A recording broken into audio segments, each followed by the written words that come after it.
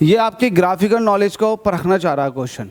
आपसे कह रखा है कि ये दो अलग अलग गाड़ी के अलग अलग गाड़ी अलग अलग गाड़ी के ये दो ग्राफ बनाए गए हैं, लेकिन दोनों ही वेलोसिटी टाइम ग्राफ है।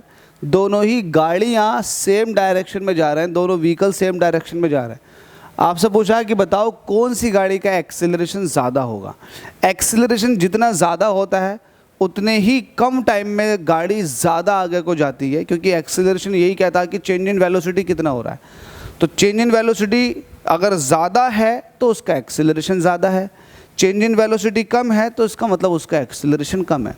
कोई गाड़ी लगातार स्पीड बढ़ती चली जा रही है उसकी और बहुत तेज़ी से स्पीड बढ़ रही है तो उसका एक्सेलरेशन ज़्यादा हुआ, और अगर स्पीड हल्के हल्के बढ़ रही है तो उसका एक्सेलरेशन कम हुआ।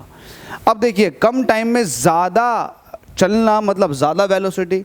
तो आप ये देख लो कि कौन सा ग्राफ कम टाइम में ज़्यादा वेलोसिटी को रिप्रेजेंट कर रहा है। अगर मैं टाइम को यहाँ फिक्स कर लेता हूँ तो इस पर्टिकुलर टाइम पे ए वाले ने इतनी, ए वाले की वेलोसिटी ये है और बी वाले की वेलोसिटी ये है। तो आप यहाँ से भी देख के बता सकते हैं कि बी वाले की वेलोसिटी ज़्यादा है, इट मीन्स बी के पास एक्सेलरेशन ज़्यादा होगा। लेकिन अगर ऐसा भी नहीं पहचाना तो मैं आपको बताता हूँ, एक्सेलरेशन जो होता है जिसको आप कहते हो स्लोप ऑफ वीटी ग्राफ, अगर वीटी ग्राफ आपके पास है तो उसकी स्लोप देख लो।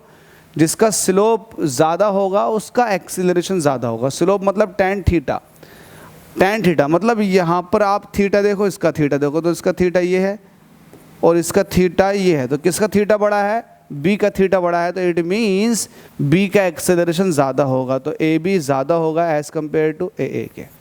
समझ आ गई ये वाली बात। तो आपसे पूछा है किसका, तो आप कहोगे बी का एक्सेलरेशन। तो acceleration of B is greater than that of A, तो सी वाला सही जवाब हो जाएगा। आगे चलते हैं। ऐसे क्वेश्चन 9th में अक्सर पूछे जाते हैं।